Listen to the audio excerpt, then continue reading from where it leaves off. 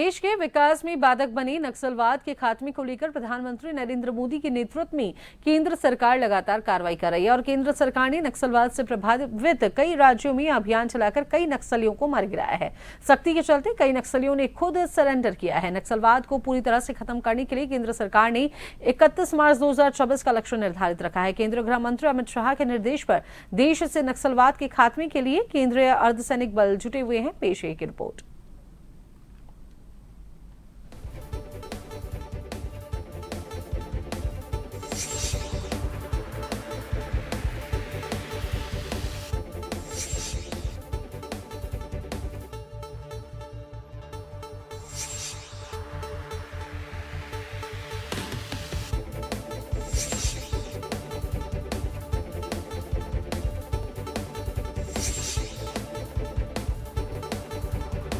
देश से नक्सलवाद के सफाई के लिए केंद्र सरकार ने 31 मार्च 2026 का लक्ष्य निर्धारित कर कवायद तेज की है।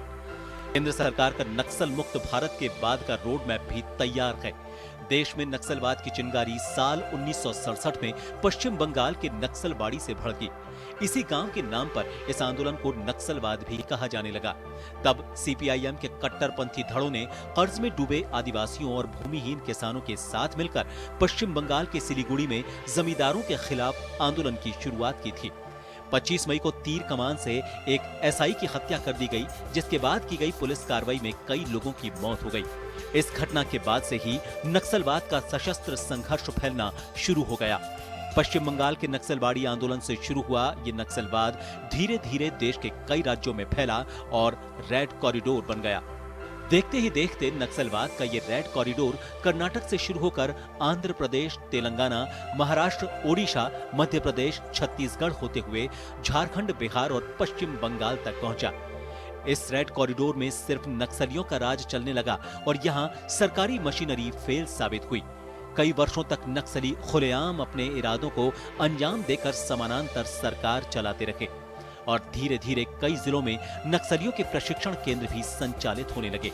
कर्ज में डूबे आदिवासियों, भूमिहीन किसानों और हाशिए पर पड़ी जनजातियों की रक्षा करने के लिए शुरू हुआ आंदोलन अपनी पहचान खोता गया और नक्सलियों ने हिंसा का रुख अख्तियार कर लिया। देश के लिए चुनौती बने नक्सलवाद को सरकार ने भी कानून व्यवस्था की समस्या मानते हुए इस पर काबू पाने की कोशिश तेज कर दी। नक्सलियों ने सुरक्षा बलों और निर्दोष लोगों पर सीधा हमला करना शुरू कर कई निर्दोषों को अपना शिकार बनाया। देश के 126 जिलों तक फैले नक्सलियों के आतंक में से 36 जिले सबसे ज्यादा प्रभावित थे। साल 2004 से 2014 के बीच देश भर में 16,463 नक्सली घटनाएं हुई और इसमें 1,851 जवान शहीद हुए, जबकि 4,767 लोगों की मौत हुई। साल 2014 में नरेंद्र मोदी के प्रधानमंत्री बनने के बाद केंद्र सरकार ने नक्सलवाद के खिलाफ एक प्रभावी रणनीति बनाते हुए काम किया और साल 2019 आते आते नक्सलवाद के खिलाफ ऑपरेशन तेज किया गया।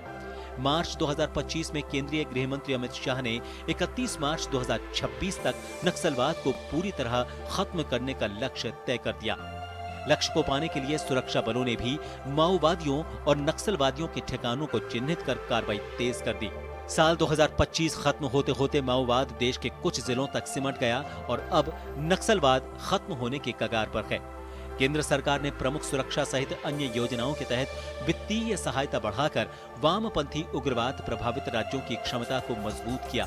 नक्सल प्रभावित क्षेत्रों में सड़कों का जाल बिछा, मोबाइल नेटवर्क, स्कूल और कौशल विकास केंद्र भी स्थापित किए गए। आधुनिक तकनीक और स्पेशल टास्क फोर्स के जरिए सुरक्षा बलों को और मजबूत किया गया। केंद्र सरकार ने एनआईए में एक समर्पित विभाग बनाकर नक्सलियों के वित्त पोषण पर प्रभावी ढंग से लगाम भी कसी। सरकार की ओर से आत्मसमर्पण और पुनर्वास योजना के आकर्षक प्रोत्साहन और सुनिश्चित आजीविका ने नक्सलियों के सरेंडर को रफ्तार दी। नक्सलवाद के सफाई के लिए केंद्र सरकार की ओर से निर्धारित की गई 31 मार्च 2026 की तारीख नजदीक आ रही है।